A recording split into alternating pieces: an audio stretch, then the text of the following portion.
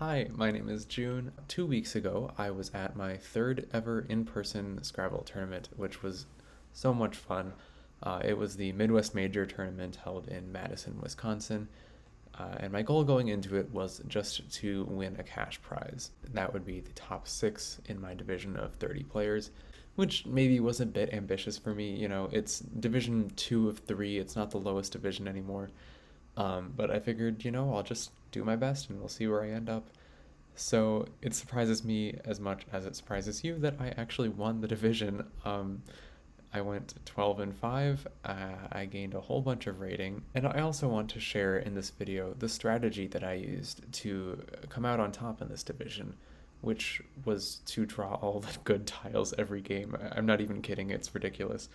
Uh, but anyway, as an intermediate player, I do love to analyze my games and learn everything I can from my mistakes.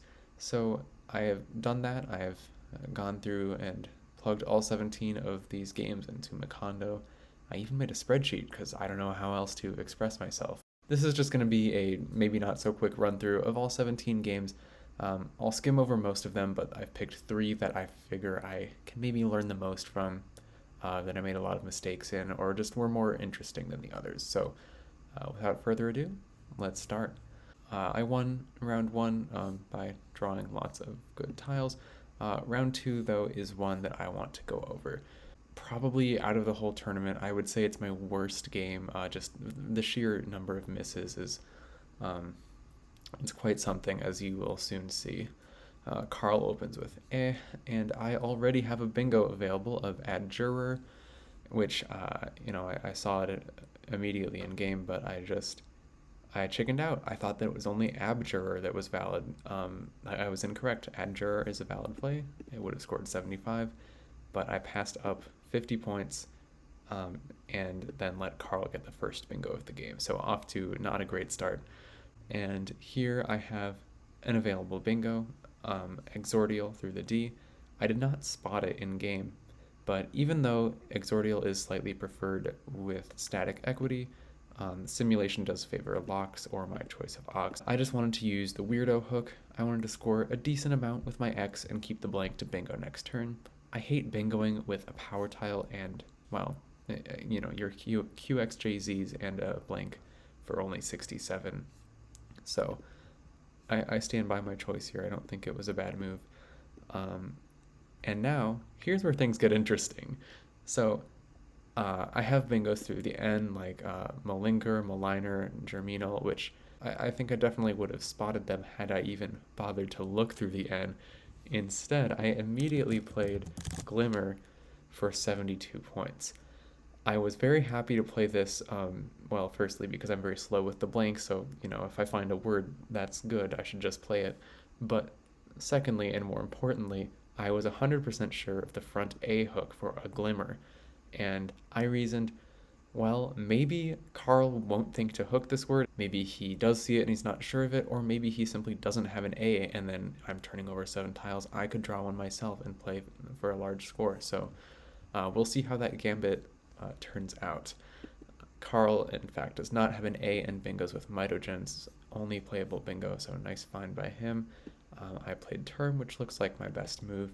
In this position, I have a whopping 107 points available if I play Socketed in this corner, which I did not see because I simply did not even look to this D. I don't know why. I just simply didn't.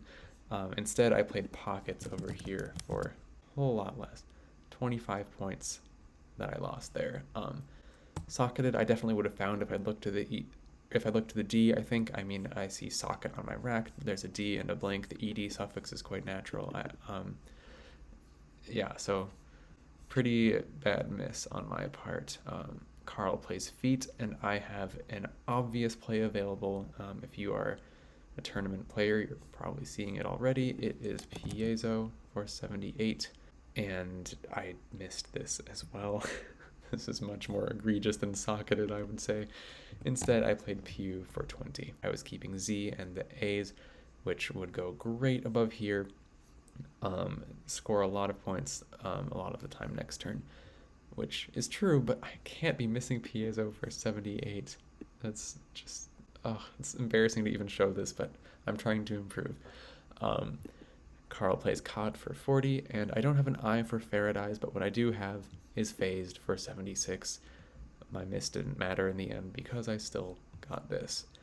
So when I played a Glimmer, finally cashing in this spot, Carl did react with surprise. I think he just didn't think to put a hook here at all. And after the game, he would actually tell me he wasn't sure of a Glimmer and didn't consider it, but he actually would have had Kanat there when he played Kot for a monster score. So I would say this gambit certainly worked out in my favor. Carl opens the bottom, and I am compelled to block. I play Vayne. I could have played Invars for a bit more. Well, a lot more. It scores like 39. I would have kept UV, but that's just a lot of points to pass up. Vayne is not a terrible play, though. Neither is this. Carl opens the left with Encore, and we are approaching the endgame. And it was on this turn that I make another sizable miss. I have one playable bingo. It is Suspired for 99. I didn't see it because, well, I guess to be fair to myself, it's a bit harder to see this D as a line because you have to make a hook to play there, but still I do have two S's.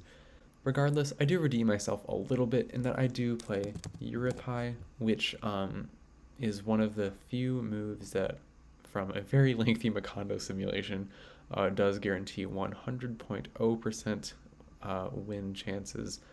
I just wanted to block the E and the N and this L just in case Carl might have had anything, and I made the right call here, not seeing Suspired. Europai was great to block Obligate that Carl would have had. Instead, he has to play Obi, and I win this game. While there are some clear best endgame plays, I just didn't think to hook Feats and make Slushy or Hussy here. Instead, I played Holy for like 20 less. Then Carl plays Tag, hooking Rejoint, which I know for a fact, knew over the board, is not a word. And I didn't challenge. I think part of it was I was expecting him to go out with Aglet or Gallet here, but most of it, I think I was just like, oh, well, I've already won, so there's no point in belaboring it. Maybe not the best mindset to have when this is a tournament, and that cost me spread points for no reason. What a game, right? I drew enough goodies that I managed to win by 66 anyway, but yeah, I'm not proud of this one. Now in game 3, I play Oik in this position, which is far from my best play. Something like Korai would have been better, but it doesn't matter because I draw the second blank, I bingo, and I go on to win comfortably. Let's go to game 4. I bingo, I draw the second blank, I bingo again, and go on to win comfortably. You may be noticing a pattern at this point. And look at this. In game 5, after this play, Macondo estimates that I am about 9% to bingo. It's still anyone's game. I'm ahead by a little bit, but Dave is on turn, and I certainly haven't won this one. But it sure helps when I just draw Toreador straight out of the bag, and then I go on to win comfortably. Game 6, no comment. Game 7, I managed to, I drew both blanks here too. Waviest Mincers works out pretty nicely for me. I win comfortably again. Game 8, this is the worst position that I have been in this tournament so far. Here, I find the play that gives me a ray of hope. And after I believe I was 2.5% to bingo. And you guessed it. Novates, and Kathleen gets the Q, and I get high scoring outs in 2 spots. You just can't make this up. And then after game 9, which was another win, I feel like I should just pause and make this clear. At this point, I am 9-0 in Division 2, which that's wrong. That shouldn't be happening. So, naturally, it was about time that I get a much-needed dose of reality in Game 10. This is one that I couldn't not go over. So, I start out, I play Trem. It would have been a little better to just play Term, set up my S in the double line. This looks fine. I didn't know the word Levance, which would have played here. Because I know I have studied the word levanter, but I remember that the definition was an easterly wind, and it was not one who levants. So I didn't assume that levant wasn't a word, but I wasn't about to try it. But speaking of levanters, I'm actually so mad that I missed this because I always love to look for nines and like weird plays like this. I was literally thinking because I saw Levant as a possibility on my rack. I was thinking of Levanter and just didn't think to play it here. Oh, this is killing me. This is keeping me up at night. Instead, I played Volante, which is a play that will have interesting consequences of its own, as you will see later. Moving on, I just utterly failed to see souk for 39. It's a word that I struggle to see. I feel like I should just, I don't know, intentionally think of the word souk whenever I have the cue. Instead, I simply drop my cue for 11. Here, I miss a whole bunch of bingos, though I wouldn't have been sure of, I think, like, bus girl, sub ring, let me see. Yeah, and rubigos, I have not seen that word before either. Rugbies, however, I would have known, of course. Just didn't think of it. Instead, I played grub. Susan bingos with Glorias. And speaking of looking for nines, in this position, I almost immediately saw this possibility and was about to pull the trigger on Irradios through this ER that I missed the other 9 through. But I had a funny feeling that this won't be a word. My Scrabble spidey sense was just telling me that this is not a word. And I was correct. It is not a word at all. And I instead played diagnose, which is the only option, except for adioses with 5 overlaps. But I mean, diagnose is fine. I draw some beautiful tiles and exchange them all. And in this position, I make what was my best play by a simulation. I was certainly happy to put this down. This is really nice because it keeps my OR for playing on top next turn. And it also scores pretty nicely, so I figured there wasn't much to consider. And here is where things get really interesting. Susan has 2 playable bingos here. She has xanthine through the N and the absurd extenuate through the TE on the board. But she does something else. She bingos with sextain, hooking volantes. Yeah, so as soon as she hit the clock, I challenged both volantes and sextain, thinking in the moment, well, she won't know which one is invalid. Maybe she'll try one or the other again. But I think what I should have done is challenge only sextain, and that would maybe encourage her to try volantes again. I don't know. It's kind of evil, but but maybe it would have been a better idea. Another thing I thought was sort of interesting about this is that I didn't think before challenging. Obviously, I just did it immediately because I'm like, yeah, well, 99 points, no way. This does actually give me a spot for Aneroid, and I have no other playable bingos. Aneroid plays for 76 atop Sextain.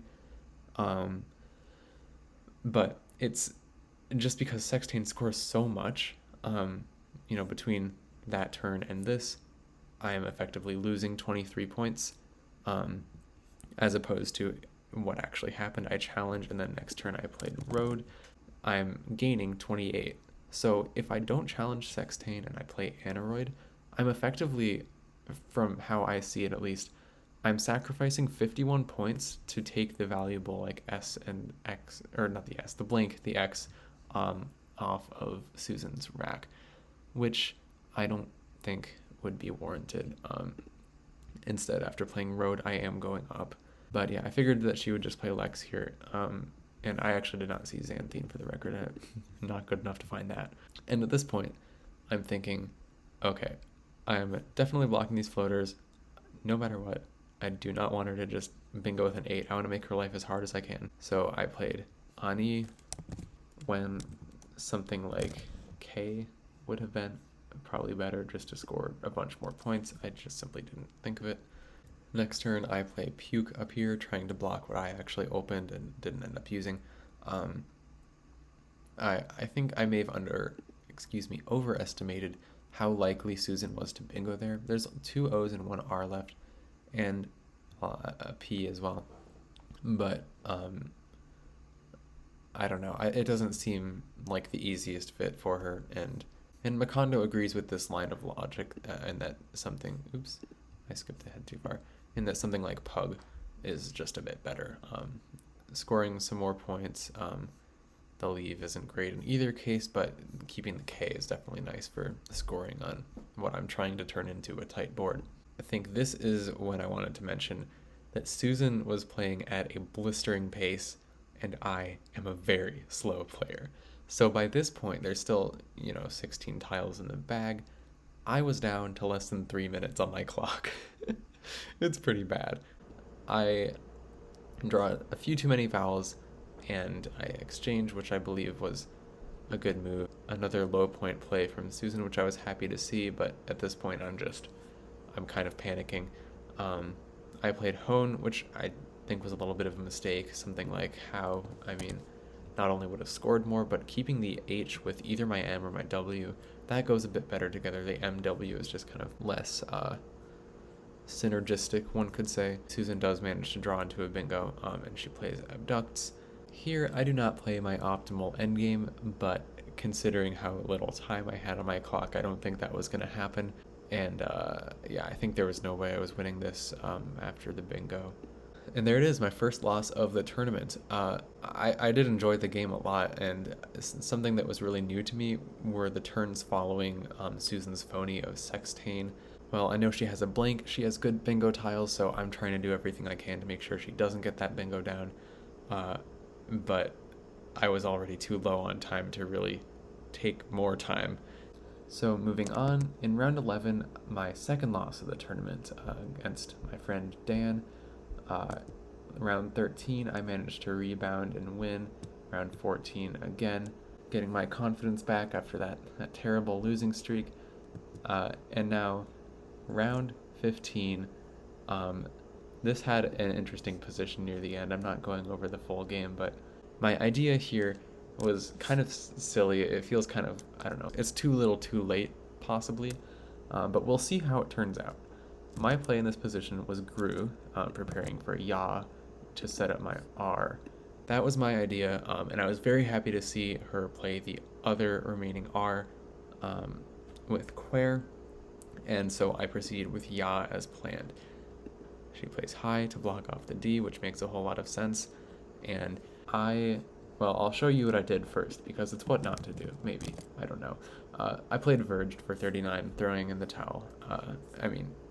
Look at the score. I'm down 131 points. The game's about over. There's no way I can win, right? Well, that isn't true. The first thing I looked at when analyzing, and maybe got too excited about it in my note on cross tables, was just dropping the W, because at this point, I actually have a 2 in 3 chance, or I should say a 6 out of 9 chance of bingoing with the Ria hook. That's if I draw anything but, I think, the F, J, and Z.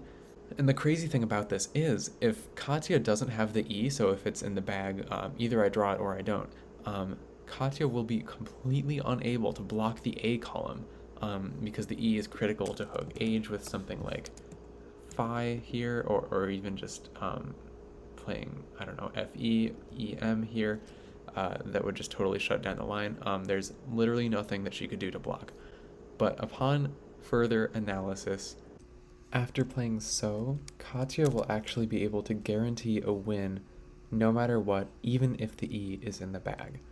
And that is because she can play Zit for 12 points. So let's do the math. Right now, I'm down 131. After So and then Zit, I will be down 132.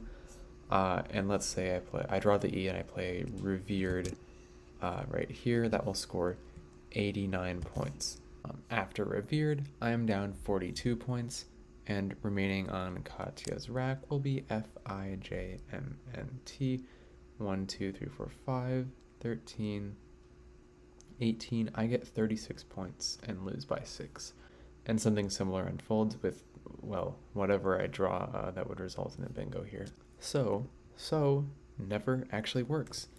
However, there is one play that does sometimes win for me, and I will readily admit that I had to Macondo this, but EU does only win 13.89% of the time with four draws: EI, EM, EN, and ET. Of course, the E must be in the bag for Katya to not be able to block this line. But what I'm doing is scoring just a little bit more and preventing her from using the Z to make Zit.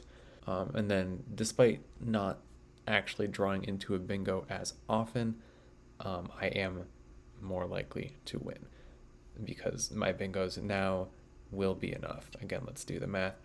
I'll draw EI this time, and after I play U, I am down 114. After Katya, I think, has to drop the J here for 9. Riveted will also score 89 points, and since I was down 123, that means I'm now down 34, and I'm also now getting points from the Z on her rack, so that's, well, if the I and the J are gone, then EFIMNTZ, that would be 21 times 2 is 42, and there you have it. I would win. So there are situations that I could have won had I not played Verged. And hilariously, though, it wouldn't have mattered in this case because the last two in the bag were the J and Z. I guess, well, this was my first time passing in a tournament, so that's fun, I guess. Not really. But no, that's how this one ended up. My lowest score of the tournament by far. Anyway, let's move on to round 15, in which I faced another crushing defeat at the hands of Joe Tura, who actually was one of my unfortunate victims earlier in the tournament. So he got his much-deserved revenge, and I mean, this game was pretty much out of my control from the very start. Joe played a great game and scored a heck of a lot of points on me. And next, Wit is probably my best play here, just to, in desperation, try and draw the blank, and I can still eke this one out if I do, but alas, I do not. And now you get to enjoy a panicked, I have 10 seconds on my clock endgame. And yeah, not my best game. I feel like I'm saying this about every game. Maybe I'm just not that great a player, but I've certainly got a lot of room to improve. But either way, I want to stop right now and say, after round 13, I was up 11-2 plus 1,034, and I was, ahead of the pack. I was first place, and comfortably in first place. And then two crushing losses, and then a third less crushing but still decisive loss. All of a sudden, things are interesting again. Instead, I was now in second place as I'd been overtaken by Joe Roberdeau. In this game, I had to win by at least 55, I believe the number was, in order to win the tournament, because not only did Joe have a win on me, but he actually now had more spread. I had so much of it, but it vanished. We're setting up for a climactic final game. I know what I have to do. Well, I do it pretty well. I draw all the good tiles. This video is long enough, I'm sure, so I'll just speed through it. I draw a bingo. I play a not great play, but it doesn't matter because I draw another bingo. I draw a blank. Q comes down. I miss Adenoma on the K column, but it doesn't matter because I can bide my time with Oda. I draw the second blank. I have so many bingos. I play one that is, decent, maybe not my best one, but pretty close. But at this point, I'm just taking a huge lead. And everything that Joe does at this point, I'm just able to counter, either scoring, blocking, or both. And I mean, at this point, there's just not that much that Joe can do, especially since I have all these nice scoring tiles and the bag looks kind of abysmal. Tin was kind of a silly play, like RE stuff still fits. I don't know what I was thinking really, but it didn't matter. I don't know if there even was anything, and then that's it. I win Division 2. From all of my annotated games, I think some big takeaways for me Um, Maybe the biggest single one is that I need to work on my time management. It's true for school and it's true for Scrabble. Uh, it's it's bad. I think I just need to recognize when the choices that I'm deciding between maybe don't have as big an impact on my winning chances as other turns might, and commit an option that might be a teeny bit worse, uh, and also accepting that I'm not like an expert. I'm not going to actually have the ability to necessarily judge those little differences correctly. So I think just a little awareness on that front could go a long way for me. Another thing is my board vision. You saw it in game two. I missed so many plays that words that I knew, words that I should have seen, but simply didn't look. Um, that's something that I've been trying to improve on for a while, and I think it's one of my biggest weaknesses, one of many, but still a pretty big weakness of mine. Uh, I think going forward, I might try and spend more time each turn specifically looking for moves, trying to generate options. I might also try and play more blitz games or even ultra blitz just to try and generate options really fast. Uh, and I don't know. We'll see where that takes me. But if anyone in the comments has advice, that would be very much appreciated. And I guess I have been focusing a lot on my various errors and blunders throughout this tournament. But the one thing I did do well was I would say my word knowledge. In most cases, the words that I knew, I was very solid on. Of course, excluding Ed Jurors, the notable exception. But I did not play a single phony in this tournament. I actually challenged off every phony that was played against me, with the exception of Rejoint, but we've been through this one. And I also had a few players challenge words that I played that were valid. So that, to me, shown as my strength in this tournament. Going to Scrabble tournaments is such a rarity for me, and so it feels really special every time I do manage to make it to one. And, of course, it's so easy for me to say, wow, what a fun tournament, when I just luck the heck out and win Division B. But uh, I felt so much more welcomed than I feel like I expected. I don't know. I think there's certainly a world in which people would be like who's this new college kid who's like too anxious and socially awkward to hold a conversation for 1 minute. The Scrabble community so far has seemed just nothing but lovely to me. It's remarkable. It's a community made of players who are just so eager to build people up and celebrate other people's success. People who are willing to encourage their own opponents. And get this, towards the end of the prize ceremony, Josh Sokol, who I've never actually met in person or spoken to before, he comes across the room, gives me a hug, and congratulates me, and he's super excited for me. And like that's something that sticks with you. A top player who is willing to just be really excited over someone like me. And I guess what I want to end with is, on my way out, I thanked Linda, one of the tournament directors, for all the hard work she puts in. It's all volunteer. It's just amazing how much effort that Linda and people like her put into the Scrabble community. But as I was thanking her on my way out, she said, "You come for the Scrabble and you stay for the people."